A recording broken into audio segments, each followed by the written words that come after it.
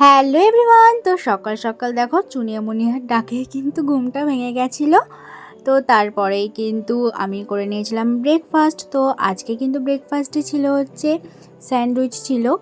এটার রেসিপিটা তোমাদের সাথে পরে শেয়ার করব। তো তারপরে দেখো আজকে কিন্তু রান্নার দায়িত্বটা আবার আমার উপর ছিল, কারণ মা কিন্তু গেছিলো একটু দরকারে বেরিয়েছিল।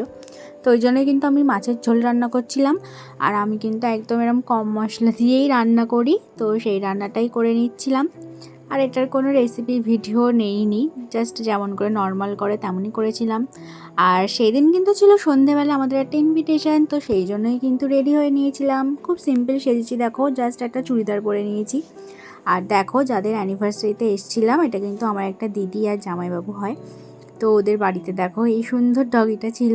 তো তারপরে কিন্তু এখানে হচ্ছিল, তো এই মালা বদল টদলই হচ্ছিলো, তো সেগুলোই দেখছিলাম।